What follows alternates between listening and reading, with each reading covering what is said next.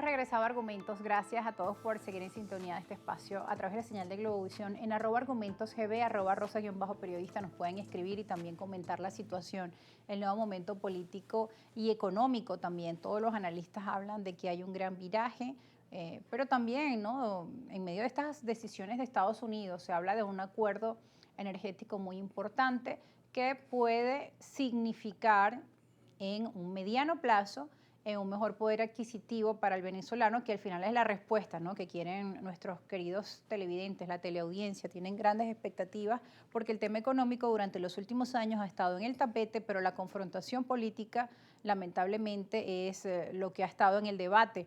Y ese tema económico, que tanto los venezolanos quieren respuesta, ha estado de lado. No se han hecho ajustes en el salario mínimo, han hecho una política de bonificación y hoy el venezolano quiere recuperar su poder adquisitivo, que esos ingresos petroleros puedan ser redistribuidos de una forma además transparente.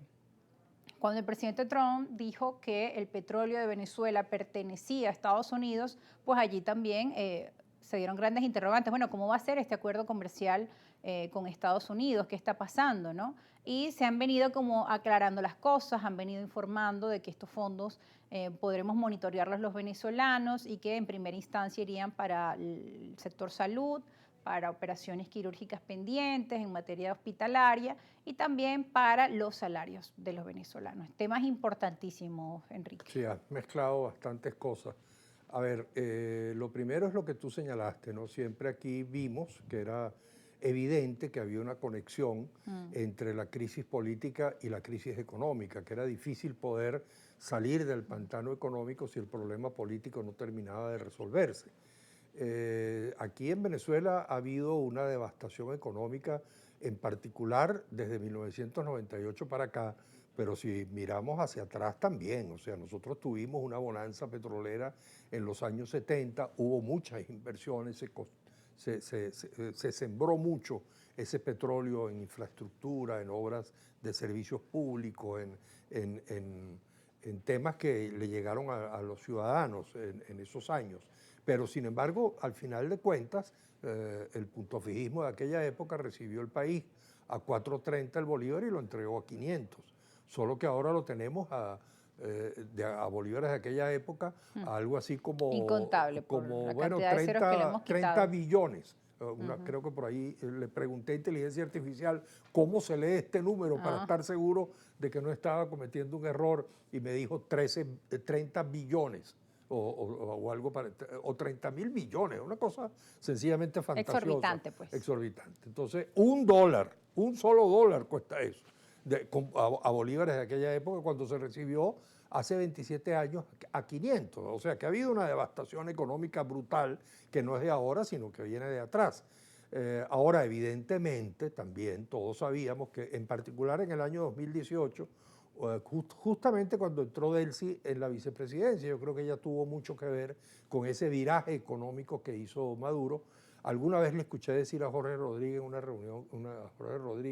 en una reunión que tuvimos con algunos sectores de oposición en esa época con él, que se iban a aplicar un conjunto de medidas que hasta el Fondo Monetario las estaba pidiendo. Lamentablemente, esas medidas que Maduro intentó tuvieron algunos resultados, porque la verdad es que la inflación de 20.000% cayó, el año pasado la teníamos en 30, ahora se le fue de las manos, pero ellos lograron vencer la hiperinflación, lograron vencer el desabastecimiento. Nosotros aquí todos hicimos cola, uno llegaba a hacer la cola, no sabía para qué, ¿no? Bueno, eso se acabó, aquí hay abastecimiento.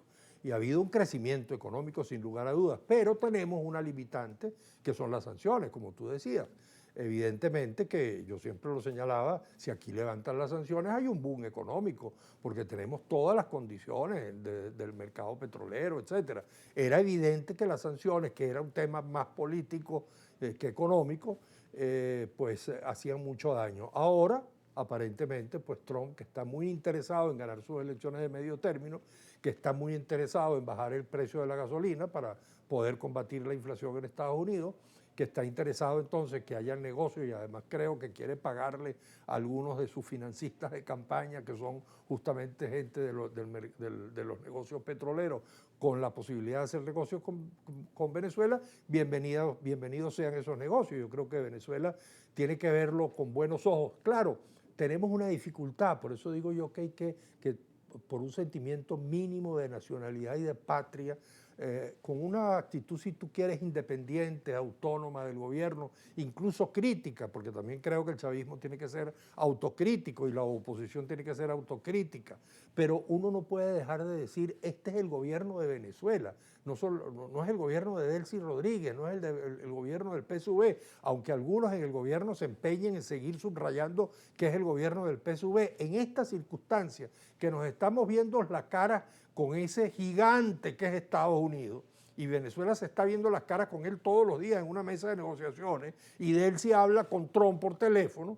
Bueno, los venezolanos tenemos que sentir que este gobierno es el gobierno de los venezolanos, de cada uno de nosotros, es mi gobierno, es tu gobierno, que está viéndose las caras con Estados Unidos, y tenemos que tratar de que estas negociaciones, con dificultades, con flexibilidad, habrá que ceder en muchas cosas para que haya las inversiones, pero necesitamos a gritos. ¿Y qué sugiere esas usted para que inversiones. esos ciudadanos que piensan distinto al gobierno actual puedan sentirse que es el gobierno de todos los venezolanos? ¿Qué signo debería o qué discurso debería estar manteniendo el Ejecutivo en estos momentos para garantizar eso, que los ciudadanos se sientan que somos un eje? Porque lo que ocurrió el 3 de enero, paradójicamente incluso, fue aplaudido por algunos venezolanos, quien en medio de la polarización han pensado que una solución de este tipo, por la fuerza, una intervención estadounidense, que en cualquier país, bueno, como acá es un acto contra la soberanía de tu país, pero piensan que fue lo correcto porque querían un cambio por la vía rápida.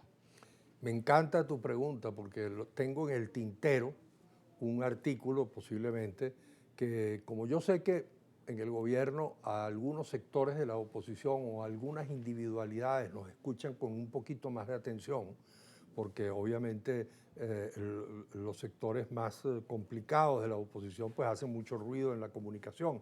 Es difícil que pueda el gobierno escuchar con facilidad lo que dicen. Tal vez a nosotros nos puedan escuchar más.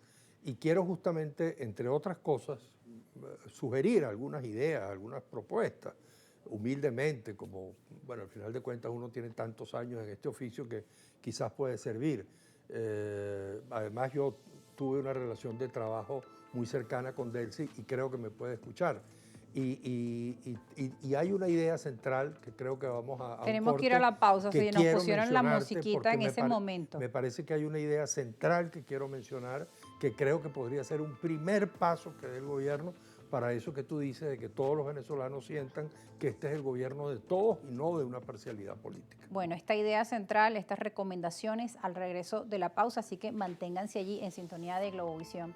Estamos en vivo, @argumentosgb, @rosa_periodista. Ya regresamos.